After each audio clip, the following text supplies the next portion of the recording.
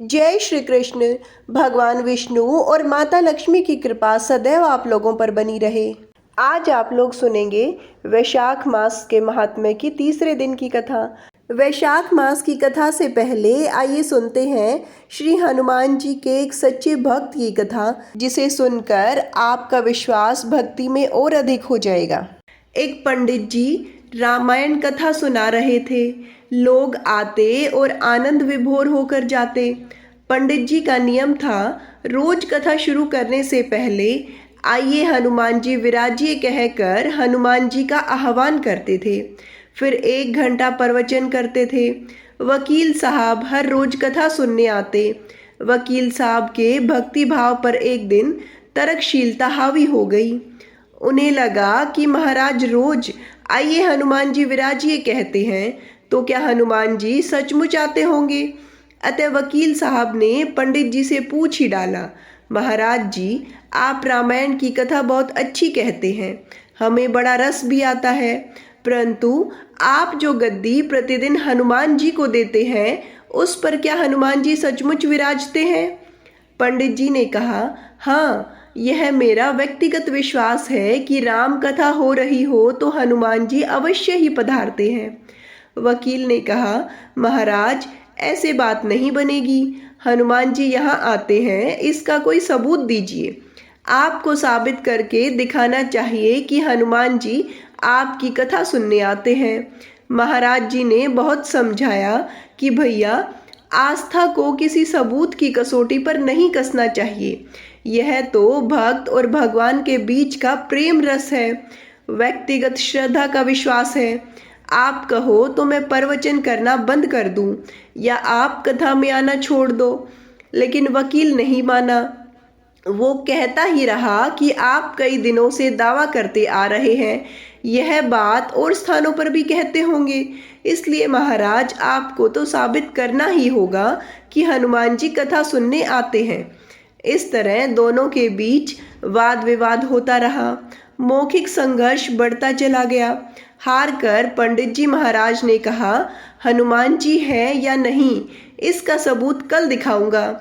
कल कथा शुरू हो तब प्रयोग करूंगा। जिस गद्दी पर मैं हनुमान जी को विराजित होने को कहता हूँ, आप उस गद्दी को आज अपने घर ले जाइए। कल अपने साथ उस गद्दी को ले आना, और फिर मैं कल गद्दी जब यहाँ रखूंगा तो मैं कथा से पहले हनुमान जी को बुलाऊंगा। फिर आप गद्दी ऊंची उठाना। यदि आपने गद्दी ऊंची कर दी तो समझना कि हनुमान जी नहीं है। वकील इस कसौटी के लिए तैयार हो गया। पंडित जी ने कहा, हम दोनों में से जो पराजित होगा वह क्या करेगा, इसका निर्णय भी कर लेते हैं। यह तो सत्य की परीक्षा है। वकील ने कहा, मैं गद्दी ऊंची न कर सका तो वकालत छोड़कर आपसे दीक्षा ले लूंगा। आप पराजित हो गए तो क्या करोगे। पंडित जी ने कहा, मैं कथा वाचन छोड़कर आपके ऑफिस का चपरासी बन जाऊंगा। अगले दिन कथा पंडाल में भारी भीड़ हुई। जो लोग रोजाना कथा नहीं सुनते थे, वे भी भक्ति, प्रेम और विश्वास की परीक्षा देखने आए।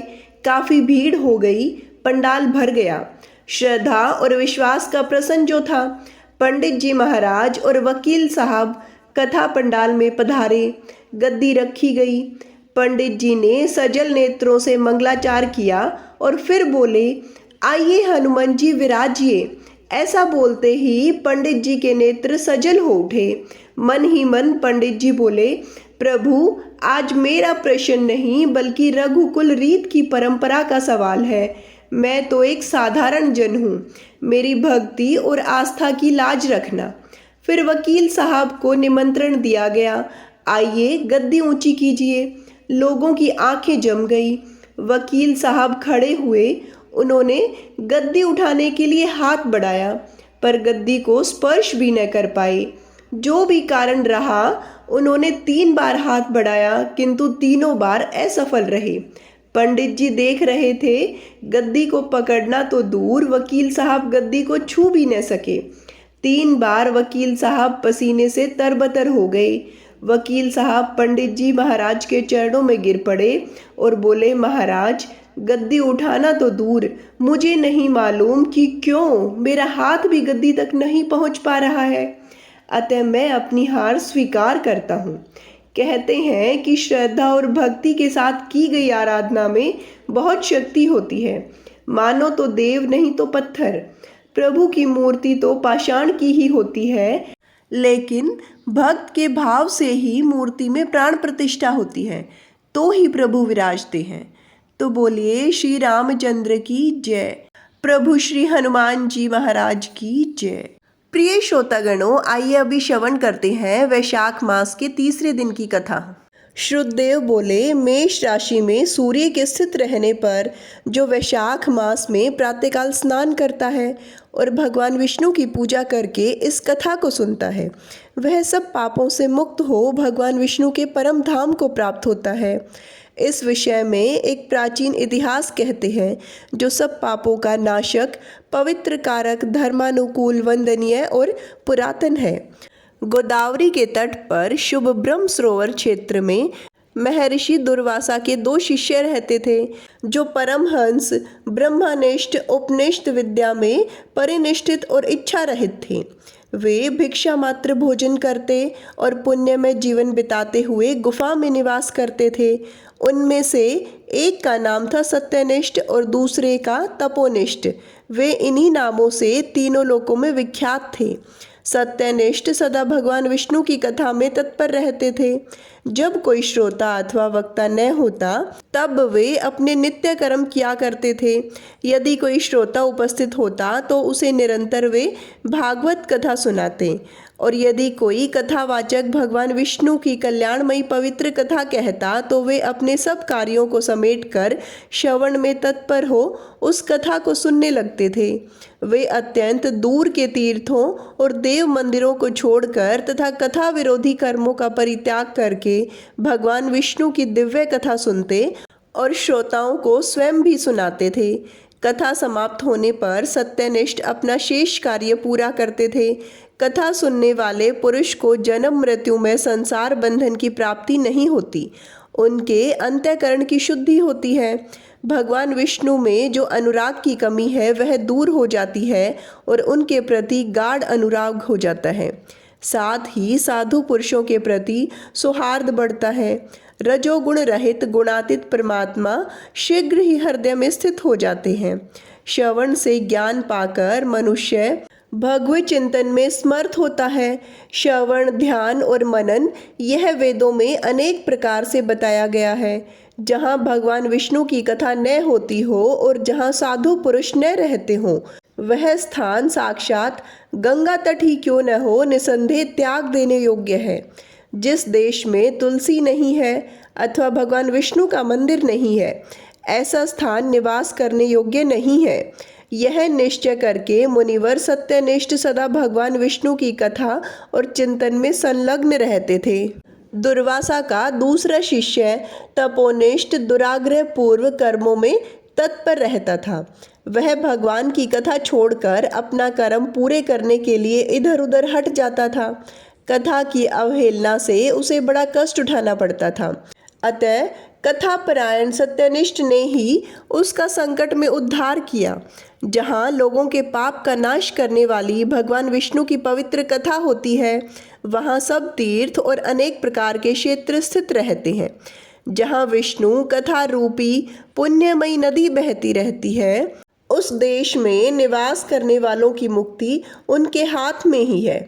पूर्व काल में पांचाल देश में पुरुयशा नामक एक राजा थे, जो पुण्यशील एवं बुद्धिमान राजा भूरियशा के पुत्र थे।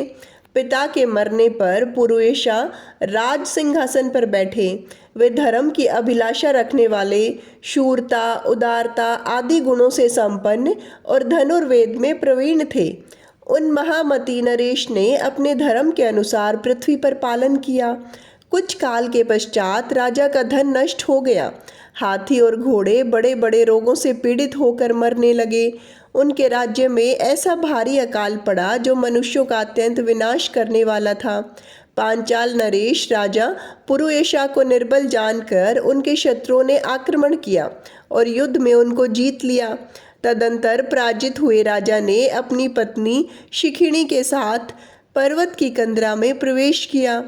साथ में दासी आदि सेवकगण भी थे। इस प्रकार छिपे रहकर राजा मन ही मन विचार करने लगे कि मेरी यह क्या अवस्था हो गई। मैं जन्म और कर्म से शुद्ध हूँ, माता और पिता के हित में तत्पर रहता हूँ, गुरु भक्त, उदार, ब्राह्मणों का सेवक, धर्मपरायण, सब प्राणियों के प्रति दयालु, देव पूजक और जितेंद्रिय भी हूँ। फिर किस कर्म से मुझे यह विशेष दुख देने वाली दरिद्रता प्राप्त हुई? किस कर्म से मेरी पराजय हुई और किस कर्म के फलस्वरूप मुझे वनवास मिला है? इस प्रकार चिंता से व्याकुल होकर राजा ने खिन्न चित्त से अपने सर्वज्ञ गुरु मुनि श्रेष्ठ याज और उपयाज का स्मरण किया। राजा के आह्वान करने पर दोनों बुद्धिमान मुनीश्वर वहां आए। उन्हें देखकर पांचाल प्रिय नरेश सहसा उठ खड़े हो गए और बड़ी भक्ति के साथ गुरु के चरणों में मस्तक रखकर प्रणाम किया। फिर वन में पैदा होने वाली शुभ सामग्रियों के द्वारा उन्होंने उन दोनों का पूजन किया और विनीत भाव से पूछा, विप्रवरों, मैं गुरु चरणों में भक्ति रखने वाला हूँ। मुझे किस कर्म से यह दरिद्रता, कोष हानि और शत्रुओं से पराजय प्राप्त हुई है? किस कारण से मेरा वनवास हुआ और मुझे अकेले रहना पड़ा? मेरा न कोई पुत्र है, न भाई है और न ही हितकारी मित्र ही है। मेरे द्वारा सुरक्षित राज्य में बड़ा भारी अकाल कैसे पड़ गया? ये सब बातें विस्तार पूर्वक मुझे बताइए। राजा के इस प्रकार पूछने पर वे दोनों मुनि श्रेष्ठ कुछ देर ध्यान मग्न होकर इस प्रकार बोले, राजन, तुम पहले के 10 जन्मों तक महापापी व्याध रहे हो। तुम सब लोगों के प्रति क्रूर और हिंसापरायण थे। तुमने कभी लेश मात्र भी धर्म का अनुष्ठान नहीं किया। इंद्रिय संयम तथा मनोनिग्रह का तुम में सर्वथा अभाव था। तुम्हारी जीवा किसी प्रकार भगवान के नाम नहीं लेती थी। तुम्हारा चित्त गोविंद के चारों चरणारविंदों का चिंतन नहीं करता था और तुमने कभी मस्तक नवाकर परमात्मा को प्रणाम नहीं किया। इस प्रकार दुरात्मा व्याध का जीवन व्यतीत करते हुए तुम्हारे 9 जन्म पूरे हो गए। 10वां जन्म प्राप्त होने पर तुम सह पर्वत पर पुनः व्याध हुए। वहाँ सब लोगों के प्रति क्रूरता करना ही तुम्हारा स्वभाव था। तुम मनुष्यों के लिए यम के समान थे, दयाहीन, शस्त्रजीवी और हिंसापरायण थे। अपनी स्त्री के साथ रहते हुए राह चलने वाले पथिकों को तुम बड़ा कष्ट दिया करते थे, बड़े भारी शठ थे। इस प्रकार अपने हित को न जानते हुए तुमने बहुत वर्ष व्यतीत किए। जिनके छोटे छोटे बच्चे हैं, ऐसे मृगों और पक्षियों के वध करने के कारण तुम दयाहीन दुर्बुद्धि को यह जन्म में कोई पुत्र नहीं प्राप्त हुआ। तुमने सबके साथ विश्वासघात किया, इसलिए तुम्हारे कोई सहोदर भाई नहीं हुआ। मार्ग में सबको पीड़ा देते रहते, इसलिए इस जन्म में तुम मित्र रहित हो। साधु पुरुषों के तिरस्कार से शत्रुओं द्वारा तुम्हारी पराजय हुई है। कभी दान न देने के दोष से तुम्हारे घर में दरिद्रता प्राप्त हुई है। तुमने दूसरों को सदा उद्वेग में डाला, इसलिए तुम्हें दुस्सह वनवास मिला। सबके अप्रिय होने के कारण तुम्हें असहाय दुख मिला। तुम्हारे क्रूर कर्मों के फल से ही इस जन्म में मिला हुआ राज्य भी छिन गया। वैशाख मास की गर्मी में तुमने स्वार्थवश एक दिन एक ऋषि को दूर से तालाब बता दिया था और हवा के लिए प्लाश का एक सूखा पत्ता दे दिया था। बस जीवन में इस एक ही पुण्य के कारण तुम्हारा यह जन्म परम पवित्र राजवंश में हुआ है। अब यदि तुम सुख, राज्य, धन आदि संपत्ति, स्वर्ग और मोक्ष चाहते हो अथवा सायुज्य एवं श्री हरि के पद की अभिलाषा रखते हो तो वैशाख मास के धर्मों का पालन करो। इससे सब प्रकार के सुख पाओगे। इस समय वैशाख मास चल रहा है। आज अक्षय तृतीया है। आज तुम विधि पूर्वक स्नान और भगवान लक्ष्मीपति की पूजा करो। यदि अपने समान ही गुणवान पुत्रों की अभिलाषा करते हो तो सब प्राणियों के हित के लिए प्याऊ लगवाओ। इस पवित्र वैशाख मास में भगवान मधुसूदन की प्रसन्नता के लिए यदि तुम निष्काम भाव से धर्मों का अनुष्ठान करोगे तो अंतःकरण शुद्ध हो जाएगा और तुम्हें भगवान विष्णु का प्रत्यक्ष दर्शन होगा। यूं कहकर राजा की अनुमति ले उनके दोनों ब्राह्मण पुरोहित याज और उपयाज जैसे आए थे वैसे ही चले गए। उनसे उपदेश पाकर महाराज पुरुयशा ने वैशाख मास के संपूर्ण धर्मों का श्रद्धापूर्वक पालन किया और भगवान मधुसूदन की आराधना की। इससे उनका प्रभाव बढ़ गया तथा बंधु बांधव उनसे आकर मिल गए। तत्पश्चात वे मरने से बची हुई सेना को साथ ले बंधुओं सहित पांचाल नगरी के समीप आए। उस समय पांचाल राजा के साथ राजाओं का पुनः संग्रह हुआ। महारथी पुरुयशा ने अकेले ही समस्त महाबाहु राज्यों पर विजय प्राप्त की। विरोधी राजाओं ने भागकर विभिन्न देशों के मार्गों का आश्रय लिया। विजयी पांचाल राज ने भागते हुए राजाओं के कोष 10 करोड़ घोड़े, 3 करोड़ हाथी, 1 अरब रथ, 10,000 ऊंट और 3 लाख खच्चरों को अपने अधिकार में करके अपनी पुरी में पहुंचा दिया। वैशाख धर्म के महात्म्य से सब राजा भगन मनोरथ हो पुरुयशा को कर देने वाले हो गए और पांचाल देश में अनुपम सुकाल आ गया। भगवान विष्णु की प्रसन्नता से इस वसुधा पर उनका एक छत्र राज्य हुआ और गुरुता, उदारता आदि गुणों से युक्त उनके 5 पुत्र हुए, जो दृष्टकीर्ति, दृष्टकेतु, दृष्टद्युम्न, विजय और चित्रकेतु नाम से प्रसिद्ध थे। धर्म पूर्वक प्रतिपालित होकर समस्त प्रजा राजा के प्रति अनुरक्त हो गई। इससे उसी क्षण उसे वैशाख मास के प्रभाव का निश्चय हो गया। तब से पांचाल राज भगवान विष्णु की प्रसन्नता के लिए वैशाख मास के धर्मों का निष्काम भाव से बराबर पालन करने लगे। उनके इस धर्म से संतुष्ट हो भगवान विष्णु ने अक्षय तृतीया के दिन उन्हें प्रत्यक्ष दर्शन दिए। श्रुतदेव कहते हैं, परमात्मा भगवान नारायण 4 भुजाओं से सुशोभित थे। उन्होंने हाथों में शंख, चक्र, गदा और पद्य धारण कर रखे थे। वे पीतांबर धारण करके वनमाला से विभूषित थे। भगवती लक्ष्मी तथा एक पार्षद के साथ गरुड़ की पीठ पर विराजित थे। उनका दुसह तेज देखकर राजा के नेत्र सहसा मुंद गए। उनके सब अंगों में रोमांच हो आया और नेत्रों से अश्रुधारा प्रवाहित होने लगी। भगवत दर्शन के आनंद में उनका हृदय सर्वथा डूब गया। उन्होंने तत्काल आगे बढ़कर भगवान को साष्टांग प्रणाम किया। फिर प्रेम विहल नेत्रों से विश्व आत्मदेव जगदीश्वर श्री हरि को बहुत देर तक निहार कर उनके चरण धोए और उस जल को अपने मस्तक पर धारण किया। उन्हीं चरणों की धोवन रूपा श्री गंगा जी ब्रह्मा जी सहित तीनों लोकों को पवित्र करती है। तत्पश्चात राजा ने महान वैभव से बहुमूल्य वस्त्र, आभूषण और चंदन से हार, धूप, दीप तथा अमृत के समान नैवेद्य के निवेदन आदि से एवं अपने तन, मन, धन और आत्मा का समर्पण करके अद्वितीय पुराण रूप भगवान विष्णु का पूजन किया। पूजा के बाद इस प्रकार स्तुति की, जो निर्गुण, निरंजन एवं प्रजापति के ही अधीश्वर हैं, ब्रह्मा आदि संपूर्ण देवता जिनकी वंदना करते रहते हैं, उन परम पुरुष भगवान श्री हरि को मैं प्रणाम करता हूँ। शरणागतों की पाप राशि का नाश करने वाले आपके चरण अरविंदों को परिपक्व योग वाले योगिनों ने जो अपने हृदय में धारण किया है, यह उनके लिए बड़े सौभाग्य की बात है।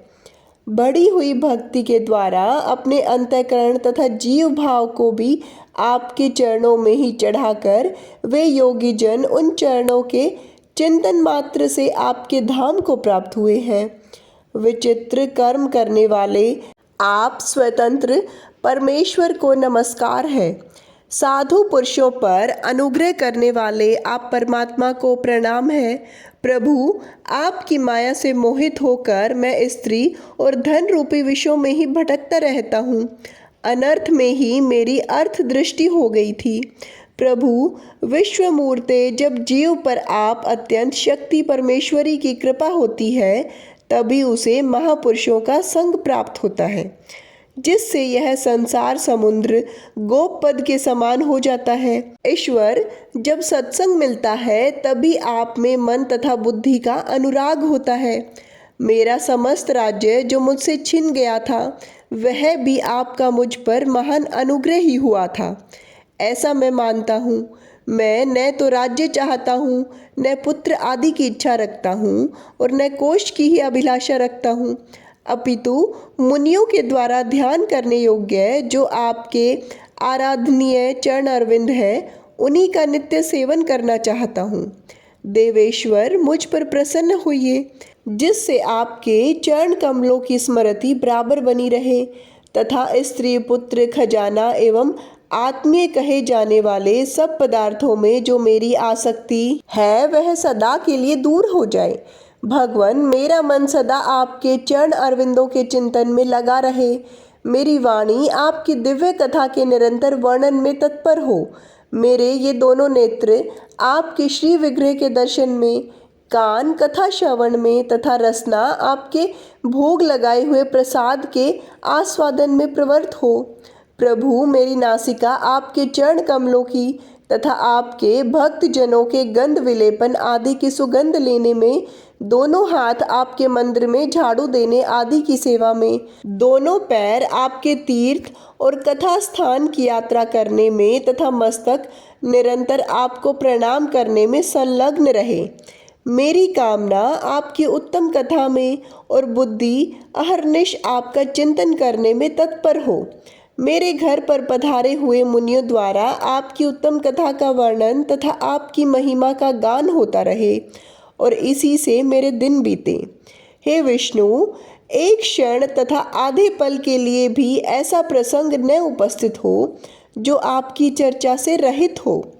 हे भगवान, मैं परमेष्टि ब्रह्मा का पद, भूतल का चक्रवर्ती राज्य और मोक्ष भी नहीं चाहता, केवल आपके चरणों की निरंतर सेवा चाहता हूँ, जिसके लिए लक्ष्मी जी तथा ब्रह्मा शंकर आदि देवता भी सदा प्रार्थना किया करते हैं। राजा के इस प्रकार स्तुति करने पर कमल नयन भगवान विष्णु ने प्रसन्न हो मेघ के समान गंभीर वाणी में इस प्रकार कहा, राजन, मैं जानता हूँ तुम मेरे श्रेष्ठ भक्त हो, कामना रहित और निष्पाप हो। नरेश्वर, मुझ में तुम्हारी दृढ़ भक्ति हो और अंत में तुम मेरा सायुज्य प्राप्त करो। तुम्हारे द्वारा किए हुए इस स्रोत से इस पृथ्वी पर जो लोग स्तुति करेंगे, उनके ऊपर संतुष्ट हो मैं उन्हें भोग और मोक्ष प्रदान करूँगा। यह अक्षय तृतीया इस पृथ्वी पर प्रसिद्ध होगी और जिसमें भोग और मोक्ष प्रदान करने वाला मैं तुम्हारे ऊपर प्रसन्न हुआ। जो मनुष्य इस तिथि को किसी भी बहाने से अथवा स्वभाव से ही स्नान दान आदि क्रियाएं करते हैं, वे मेरे अविनाशी पद को प्राप्त होते हैं। जो मनुष्य पितरों के उद्देश्य से अक्षय तृतीया को श्राद्ध करते हैं, उनका किया हुआ वह श्राद्ध अक्षय होता है। इस तिथि में थोड़ा सा भी जो पुण्य किया जाता है, उसका फल अक्षत होता है। नरश्रेष्ठ, जो कुटुंबी ब्राह्मण को गाय दान करता है, उसके हाथ में सब संपत्तियों की वर्षा करने वाली भुक्ति और मुक्ति ही आ जाती है। जो वैशाख मास में मेरा प्रिय करने वाले धर्मों का अनुष्ठान करता है, उसके जन्म मृत्यु जरा भय और पाप को मैं हर लेता हूँ।